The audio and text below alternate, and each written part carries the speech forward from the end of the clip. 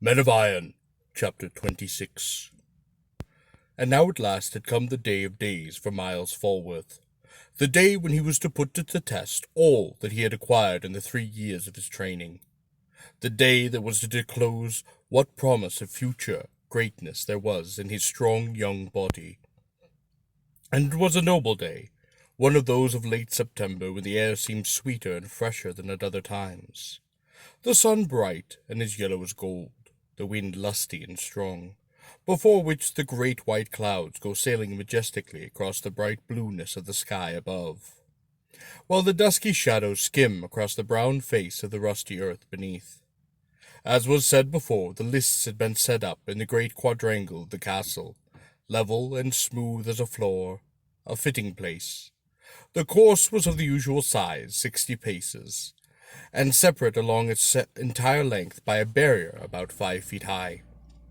On the west side of the course, and about 20 paces distant from it, a scaffolding had been built facing toward the east, so as to avoid the glare of the afternoon sun. In the center was a raised dais, hung round with cloth of blue embroidered with lions rampant. Upon the dais stood a cushioned throne for the king, and upon the steps below, ranged in the order of their dignity, were seats for the earl, his guests, the family, the ladies, the knights, and gentlemen of the castle. In front, the scaffolding was covered with the gayest of tapestries and brightest colored hangings that the castle could afford, and above, party-colored pennants and streamers, surmounted by the royal ensign of England, waved and fluttered in the wind. At either end of the list stood the pavilions of the knights. That of Miles was at the southern extremity, and was hung, by the earl's desire, with the cloth of the Beaumont colours, black and yellow, while the wooden shield bearing 3 goshawks spread, the crest of the house, was nailed to the roof, and a long streamer of black and yellow trailed out in the wind from the staff above. Miles, partly armoured, stood at the doorway of the pavilion, watching the folk gathering at the scaffolding. The ladies of the house were already seated, and the ushers were bustling hither and thither, assigning the others their places. A considerable crowd of common folk and burghers from the town had already gathered at the barriers opposite, and as he looked at the restless and growing multitude, he felt his heart beat quickly, and his flesh grow cold with a nervous trepidation. Suddenly there came a loud blast of trumpets. A great gate at the further extremity of the lists was thrown open, and the king himself appeared, riding on a white horse, and preceded by the king-at-arms and the heralds, attended by the earl and the Comte de Vermos, and followed by a crowd of attendants. Just then Goskin, who with Wilkes was busy lacing some of the armor plates with new thongs, called Miles, and he turned and entered into the pavilion. As the 2 squires were adjusting these last pieces, strapping them in place, and tying the thongs, Lord George and Sir James Lee entered the pavilion. Lord George took the young man by the hand, and with a pleasant smile wished him success in the coming encounter. Sir James seemed anxious and slightly disturbed. He said nothing, and after Guskin had placed the open bassinet that supports the tilting helm in its place, he came forward and examined the armor, piece by piece, carefully, critically, testing the straps and leather points and thongs, making sure of their strength. "Sir," said Guskin, who stood by watching him anxiously, "I do trust that I have done all meetly and well." "I see nothing amiss, sirrah," said the old knight half-grudgingly. "So far as I may know, he's ready to mount." Just then a messenger entered, saying that the king was seated, and Lord George bade Miles make haste to meet the challenger. "Francis," said Miles, "prithee give me my pouch yonder." Goskin handed him the velvet bag, and he opened it, taking out the necklace that the Lady Alice had given him the day before. "Tie this round my arm," said he.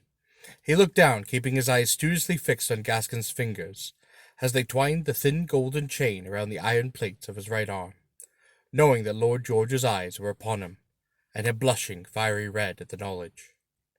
Sir James was at the moment examining the great tilting helm, and Lord George watched him, smiling amusedly.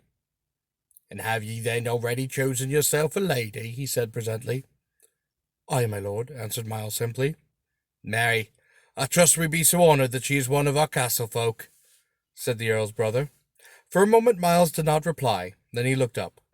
"My lord," said he, "the favour was given to me by the Lady Alice." Lord George looked grave for the moment. Then he laughed. "Marry, ye are bold archer to shoot for such high game." Myles did not answer, and at the moment 2 grooms led his horse up to the door of the pavilion. Guskin and Wilkes helped him to his saddle, and then, Guskin holding his horse by the bridle rein, he rode slowly across the lists to the little open space in front of the scaffolding and the king's seat, just as the Sieur de la Motte approached from the opposite direction. As soon as the two knights champion had reached each his appointed station in front of the scaffolding, the marshal bade the speaker read the challenge. Unrolling the parchment, he began to do so in a loud, clear voice, so that all might hear. It was a quaint document, wrapped up in the tangled heraldic verbiage of the time. The pith of the matter was that Sir Brian Philip Francis de la Montaigne proclaimed before all men the greater chivalry and skill at arms of the knights of France and of Dauphiny, and likewise the greater fairness of the ladies of France and Dauphiny, and would therefore defend these sayings with his body without fear or attain as to the truth of the same. As soon as the speaker had ended, the marshal bade him call the defendant of the other side.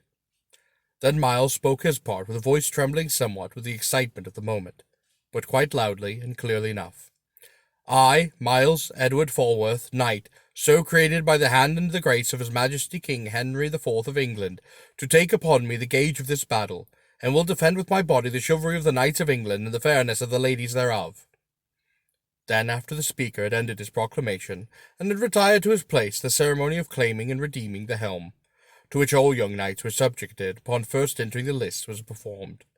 One of the heralds cried in a loud voice, "I, Giles Hamilton, hail to the most noble Clarence, King-at-Arms, do claim the helm of Sir Myles Edward Falworth by this reason, that he was never yet into joust or tourney." To which Myles answered, "I do acknowledge the right of that claim, and herewith proffer and ransom for the same this purse of 100 marks in gold." As he spoke, Guskin stepped forward and delivered the purse to the herald. It was more than usually considerable ransom, and had been made by the Earl and Lord George that morning. "Right nobly have ye redeemed your helm," said the herald, "and hereafter be ye free to enter any jousting whatsoever, and at whatever place." So all being ended, both knights bowed to the king, and then, escorted each by a squire, returned to the pavilion, saluted by the spectators with a loud clapping of hands. Sir James Lee met Myles in front of his tent. Coming up to the side of the horse, the old man laid his hand upon the saddle, looking up into the young man's face. "Ye will not fail in this venture and bring shame upon me," said he. "Nay, my dear master," said Myles, "I will do my best." "I doubt it not," said the old man, "and I believe ye will come off right well. From what ye did say this morning, I think the Sieur de la Montaigne means only to break 3 lances with you, and will content himself therewith, without seeking to unhorse you. Nevertheless, be ye bold and quite watchful, and if ye find that ye endeavour to cast you, do your best to unhorse him. Remember also those things which I have told you 10,000 times before. Hold your toes well down, grip the stirrup hard, more especially at the moment of the meeting. Bend your body forward, keep your elbow close to your side. Bear your lance point 1 foot above your adversary's helm until within 2 lengths, and strike ye in the very middle of the shield. So, Myles, you may hold your own. Come off with glory." As he ended speaking, he drew back, and Guskin, mounting upon a stool, covered his friend's head and bassinet with the great jousting helm, making fast the leather points that held it to the iron collar. As he was tying the last thong, a message came from the herald, saying that the challenger was ready. Myles knew the time had come. Reaching down, he giving Sir James Lee a grip of the hand, he drew upon his gauntlet, took the large jousting lance that Wilkes had handed him, and turning his horse toward the end of the lists, lifted and ready.